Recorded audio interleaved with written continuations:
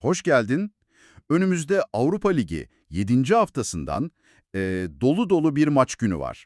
Canlı skor tabloları, maç özetleri ama biliyorsun bizim görevimiz sadece skorları böyle ard arda sıralamak değil. Bizim asıl görevimiz bu futbol akşamının gürültüsü içinden senin için en değerli sinyalleri yakalamak.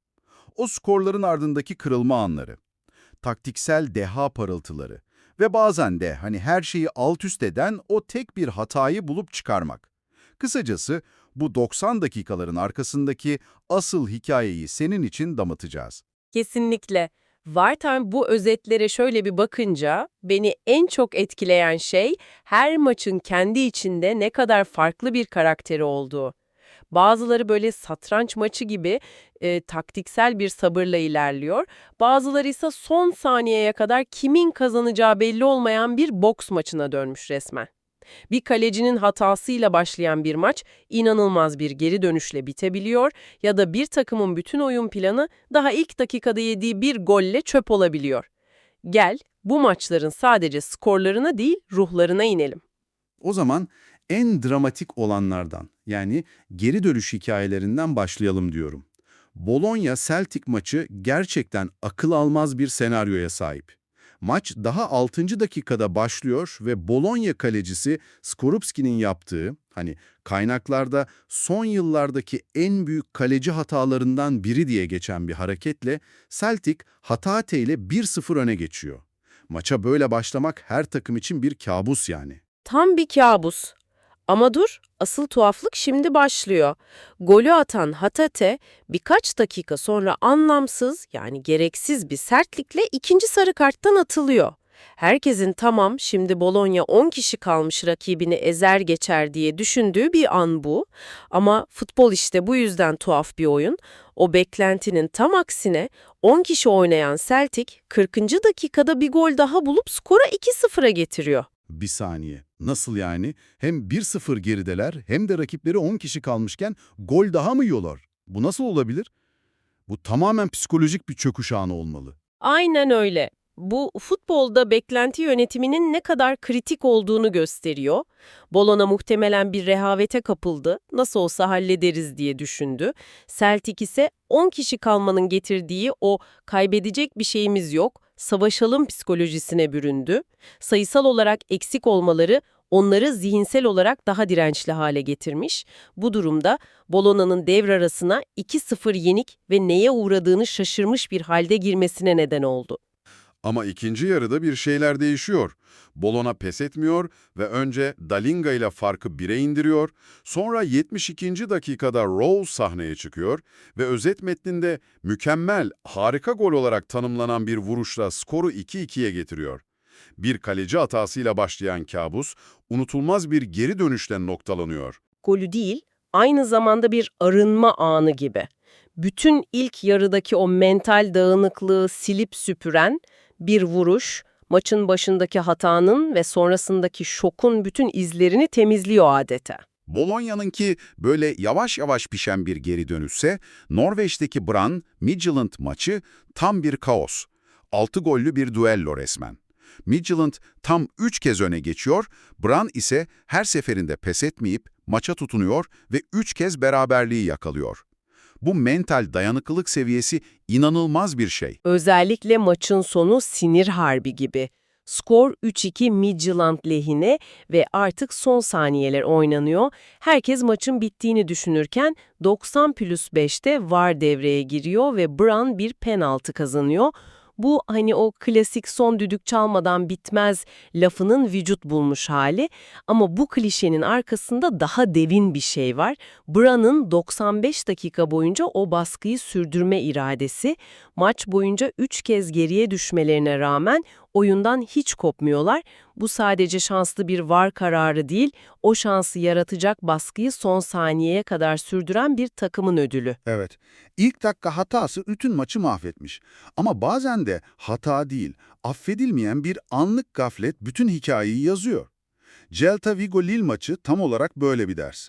Daha maçın 1. dakikası dolmamışken Lille savunması inanılmaz bir hata yapıyor ve Svedberg kariyerinin belki de en kolay golünü atıyor. Maç 1-0 başlıyor. Burada büyüleyici olan şey bir hatanın yarattığı domino etkisi. O ilk dakika golü sadece skoru değiştirmiyor. Lille'in sahaya çıkarken kafasında olan bütün oyun planını, bütün stratejisini, özgüvenini ve maç içi psikolojisini de yerle bir ediyor. Lille maça muhtemelen topa sahip olup oyunu kontrol etme planıyla çıkmıştı. Ama 60. saniyeden itibaren kendilerini hiç beklemedikleri bir senaryonun içinde skoru kovalarken buldular. Ve işin daha da tuhafı, tıpkı Bologna maçındaki gibi burada da bir kırmızı kart var. Öne geçen Celta Vigo'dan Mandi atılıyor ve ev sahibi takım maçın neredeyse tamamını 10 kişi oynamak zorunda kalıyor. Mantıken Lille'in maçı domine etmesi lazım değil mi? Etmesi lazım ama edemiyor. Neden? Çünkü zihinsel olarak ilk dakikada aldıkları darbeden kurtulamamışlar. Sayısal olarak üstünler ama stratejik olarak darmadağınıklar. Kendi oyunlarını oynamıyorlar, Celta'nın onları sürüklediği panik oyununu oynamaya çalışıyorlar. Artık her pas daha aceleci, her karar daha telaşlı ve bu kaos ortamında 10 kişi oynayan Celta Vigo 69'da Starfelt ile bir gol daha bulup fişi çekiyor. Yani aslında Lille, bir oyuncu fazla olmasına rağmen maçın hiçbir anında kontrolü ele alamıyor. O ilk dakikadaki hata onların zihinsel direncini tamamen kırmış, Giroud'un 86'daki golü de sadece teselliden ibaret kalıyor. Ve mental gücün sayısal üstünlükten ne kadar daha önemli olabileceğinin kanıtı. Celta 10 kişi kalsa da kendi oyun planına sadık kaldı, Lille ise 11 kişi olmasına rağmen plansız, başıboş bir şekilde saldırdı ve kaybetti. O ilk dakikadaki hata Lille'in sadece kalesinde bir gol görmesine değil, ruhunu kaybetmesine neden oldu. Hatalardan ve geri dönüşlerden bahsettik. Bazen de ne hata yaparsın ne de kötü oynarsın ama o gün sadece şans senden yana değildir. Gelelim gecenin şanssızlarına ve tabii ki kahramanlarına. Braga-Nottingham Forest maçı, Nottingham'dan Morgan Gibbs-White için tam bir kişisel trajedi gibi. Maçın başında takımına bir penaltı kazandırıyor. Ama topun başına geçtiğinde Braga kalecisi Lukas Hornek harika bir kurtarışla gole izin vermiyor. Futbolun ne kadar acımasız olduğunu gösteren an ise hemen saniyeler sonra yaşanıyor. Kaçan penaltının yarattığı hayal kırıklığıyla savunmaya dönen Nottingham Forest, pozisyonun hemen ardından kendi kalesine gol atıyor ve 1-0 geriye düşüyor. Yani Gibbs-White takımına öne geçirme fırsatını kaçırdıktan saniyeler sonra takımının geriye düşüşünü izlemek zorunda kalıyor. Ve bu da yetmezmiş gibi Nottingham Forest maç boyunca 2 kez de direğe takılıyor. Yani bir takım için her şeyin ama her şeyin ters gidebileceği bir akşamın mükemmel bir özeti. Buna karşı ne taktik işler ne de bireysel yetenek. Aynen öyle. Bu, futbolun kontrol edilemeyen değişkenler oyunu olduğunu gösteriyor. Bazen en iyi planı yaparsın, en doğru oyuncularla sahaya çıkarsın ama top direkten döner, kaleci hayatının maçını çıkarır ve sen kaybedersin. Bu maçın hikayesi Nottingham'ın hataları değil, şanssızlığı. Kalecilerin devleştiği bir diğer maçta Fenerbahçe-Aston Villa mücadelesi. Bu maçı kaynaklar olmayan gollerin maçı olarak özetliyor. Gerçekten de öyle. Aston Villa'nın bir topu hakeme çarpıp yön değiştirdiği için, bir pozisyonu da offside olduğu için gol değeri kazanmıyor. Fenerbahçe tarafında ise daha da ilginç bir an var. Kerem Aktürkoğlu serbest vuruştan topu doğrudan ağlara gönderiyor ama gol iptal ediliyor. Çünkü vuruş en direkt serbest vuruş. Bunu biraz açalım çünkü her izleyici bu kurala hakim olmayabilir. Endirekt serbest vuruş ne demek ve neden gol sayılmadı? Çok basit bir kural aslında. İndirekt serbest vuruşlarda topun gol değeri kazanması için kaleye girmeden önce vuruşu yapan oyuncu dışında herhangi bir oyuncuya değmesi gerekir. Yani ya takım arkadaşına ya da rakibe. Kerem'in vuruşuysa kimseye değmeden doğrudan kaleye girdiği için kural gereği gol sayılmıyor. Bu oyunun inceliklerinden biri ve o an Fenerbahçe için büyük bir şanssızlık oldu.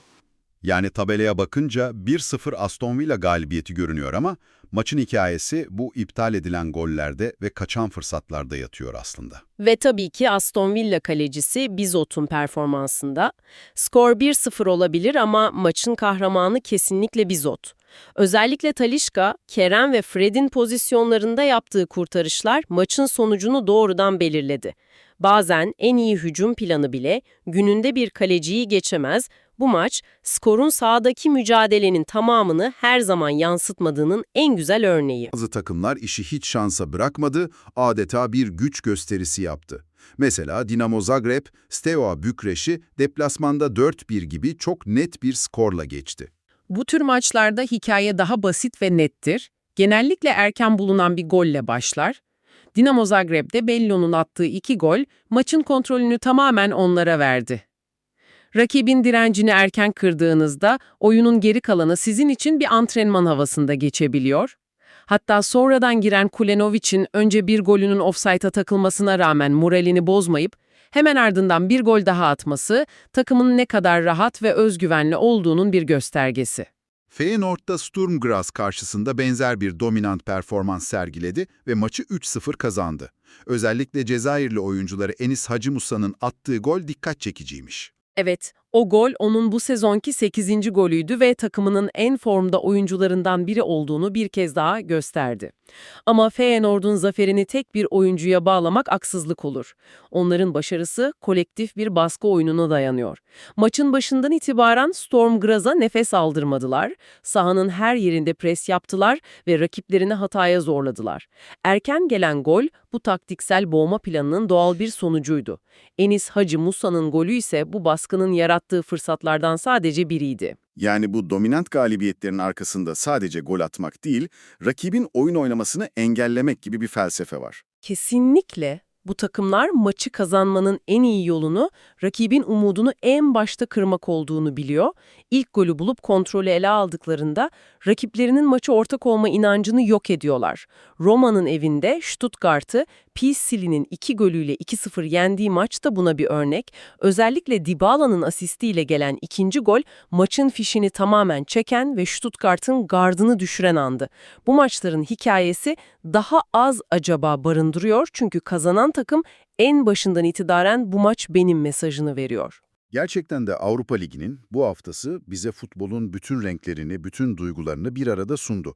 Bir yanda son saniye penaltısıyla gelen beraberlikler, inanılmaz geri dönüşler, diğer yanda tek bir hatayla yıkılan hayaller, direkten dönen toplar ve devleşen kaleciler. Ve tabii bir de işini ciddiye alıp rakibine şans tanımayan dominant takımlar.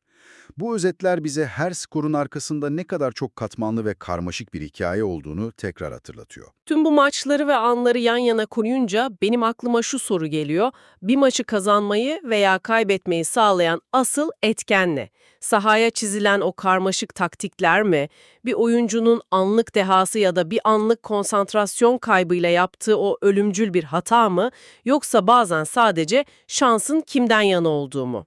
Bu hafta bize gösterdi ki zaferin tek bir formülü yok. Her maç kendi kahramanını, kendi suçlusunu ve kendi hikayesini yaratıyor.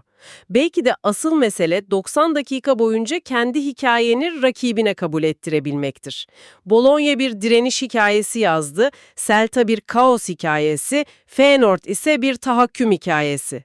Belki de kazanan o günün senaryosunu yazmayı başaran takımdır. Üzerine düşünmeye değer.